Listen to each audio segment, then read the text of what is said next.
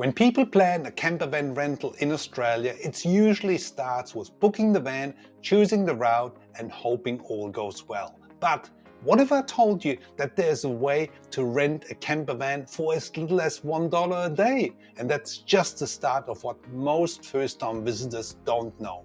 In this video I'm breaking down exactly what you need to know if you're renting a camper van in Australia, especially if it's your first time.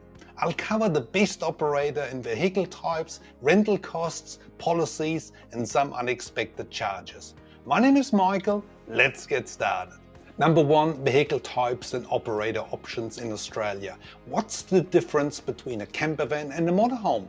A campervan is generally a smaller van-style vehicle, often sleeps 2 to 3 people, with basic facilities. Most campervans have a fold-out bed and a small kitchenette, but many don't include a built-in shower and toilet. The big advantage of a campervan is its size and its agility. It's easier to drive, fits into parking spaces and to maneuver on narrow roads. A motorhome, on the other hand, is a larger RV-style vehicle, often 4 to 6 berths, that comes with all the comforts: a built-in bathroom, shower and toilet, a proper kitchen area and more room to move around. Motorhomes are usually self-contained. They have an onboard waste and water tank that allows you to freedom camp, so camping outside of holiday parks at designated areas that require self-contained vehicles. The extra space in a motorhome means you might have a dining table, more storage and generally a more comfortable long-term stay. However, if you never handled a larger vehicle before, driving a big motorhome can be challenging. Some of them are over 7 meters long and quite tall. So I recommend not to start driving immediately after a tiring long-haul flight.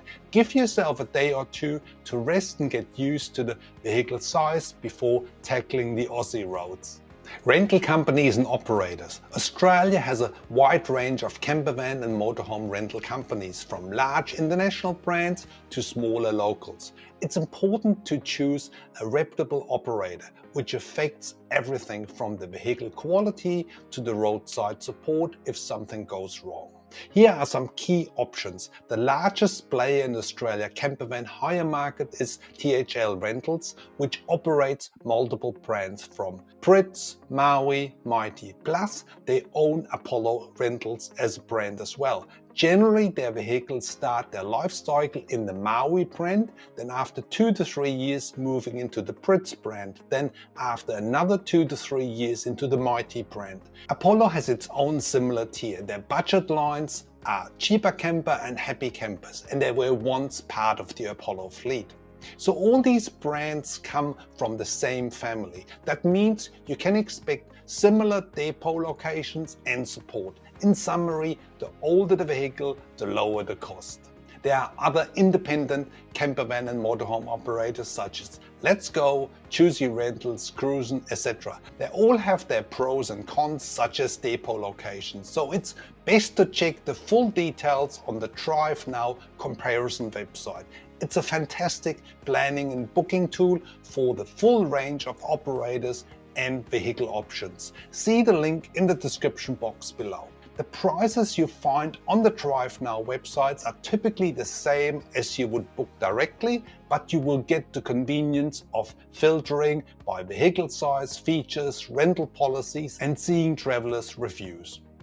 Use the site to narrow down your choices. Once you have a short list, always double check. What does each rental include? Do they include insurance or will you need to pay extra? Is bedding and linen provided? Are the fees there for additional drivers? Knowing these details will help you to avoid unnecessary surprises. Also, take a look at the cancellation policies. So what vehicle is best for you? If you are on a holiday vacation in Australia for 3 to 4 weeks or traveling as a family, I would recommend that you hire a more spacious motorhome. If you're on a tighter budget, go for a smaller and less costly campervan. Overall, I would recommend paying a little more for quality and renting a newer vehicle, like 2 to 3 years old. Remember, you will be spending a lot of time in the vehicle. So now you have a good overview of rental operators in Australia. I know there's a lot to take in here, folks. Therefore, if you have any questions, please feel free to put them into the comments box below and I will answer them for you. If you find this video helpful, please hit the subscribe button below to stay in touch for more helpful travel videos to come. Rental locations, costs and policies. Australia is a huge country, so where you start and end your campervan or motorhome trip really matters. The good news is that major rental companies have depot locations in most big tourism gateways, so Sydney, Melbourne, Brisbane, Cairns, Adelaide, Perth and Darwin, as well as in Hobart in Tasmania. Also sometimes in smaller places such as Alice Springs and Broome. When planning your route, think about your time frame and what you want to see. With limited time, it's often a smart move to focus on one region of Australia rather than trying to drive the entire continent. For example, a popular 2 weeks route would be from Brisbane to Cairns or Melbourne to Sydney, or along the Great Ocean Road in southern Australia.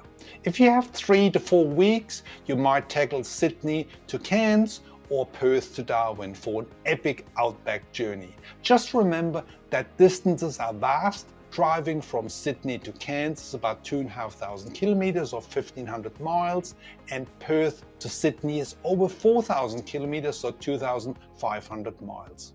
This is comparable to driving across the USA. One-way rentals. Many international travelers will pick up a camper van in one city and drop it off in another. For example, renting a camper van in Australia from Sydney and return it to Cairns or Melbourne. One-way rentals are very common and offered by most of the big companies, but they often come with an extra one-way fee from $200 up to $500 and more, depending on distance and location. Remember to check for each operator on the Drive Now website. A budget-friendly option is to look for relocation deals. Companies occasionally need to move vehicles back to a certain depot and offer specials like $1 per day rentals with a short time notice and sometimes fuel included. These can be amazing deals if your timing and route matches your plan. Just be aware that relocation deals are rushed. You might only have 3 to 5 days to cover a long distance. And that's not ideal for relaxed holiday makers, but they can save you a lot of money if you're flexible. See details on relocation deals in the Drive Now website. The link is below. Rental costs. The cost of motorhome and campervan rentals in Australia varies widely with season, vehicle type and demand.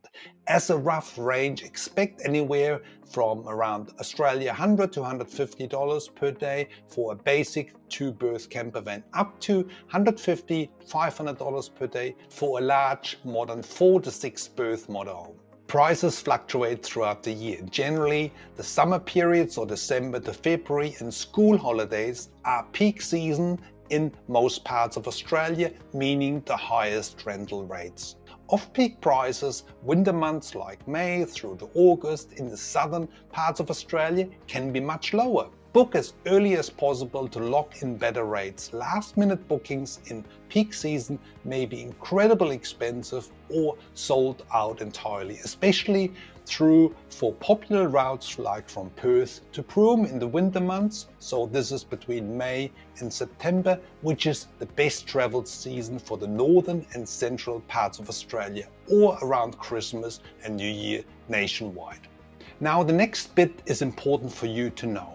Unlike rental cars, which are charged by 24-hour terms, campervans and motorhomes are charged per rental day. So whether you pick up your camper at 9 AM or 3 PM, you will be charged for this full day. So aside from the daily rental rate, budget for additional costs. Insurance bond. Rentals in Australia usually come with a basic insurance with a high excess or liability, often 5,000 to 8,000 Australian dollars. You must pay this amount if you have an accident, damage or theft with the vehicle. Typically, a credit card pre-authorization or security bond is required, meaning that amount is taken off your card. So make sure you have enough funds on your credit card. You can reduce this excess by purchasing an excess reduction coverage from the rental company, often called a liability reduction or a stress-free package, at an additional cost between 20 and 60 Australian dollars per day. Alternatively, some travelers use a separate travel insurance or credit card insurance to cover the rental vehicle excess. Either way, make sure you're covered. Accidents or damage claims can be very costly with a motorhome or campervan. Again, if you don't take the company's full insurance, they will charge a security bond when you pick up the vehicle. See the full details on this super important topic on the Drive Now comparison website with a link below in the description box. Another important one is fuel costs. Petrol or diesel costs will significantly impact your budget. Most campervans or motorhomes in Australia run on diesel. Fuel prices vary very much by location. You might pay $1.50 per litre in the city or more than $2 in the outback. Over a long trip for 5,000 kilometers or 3,000 miles, these costs will really add up. Campground fees. While your accommodation is on wheels, you can't just park anywhere overnight. More on camping in the next section. You're likely to stay in campgrounds or motorhome parks for most nights, especially in popular areas. Holiday park sites with power hookup typically cost around 30 to 60 Australian dollars per night for 2 people. National park campgrounds or basic country town camps might cost $10 to $25 per night. Free camping is possible in some areas, particularly inland and less populated regions. But be aware that free camping is not always allowed in many coastal or tourist areas. Local councils often prohibit overnight camping outside of designated areas. Plan for a mix of paid and free sites and include campground fees into your overall budget. So other common add-on includes camping chairs and tables, GPS units, child seats, portable Wi-Fi, or even snow chain if you're traveling in alpine areas in the winter. These often come at an extra charge unless you choose a rental package that includes them. Also consider the cost of gas refill. Usually the vehicle comes with a full gas bottle. You should return in full or pay for the refill. So folks, here we have it. The key details on policies, vehicles and costs. If you're keen to learn even more about practical travel tips when traveling with a camper van or a motorhome in Australia, check out this video up here. Thanks very much for watching. See you in the next video.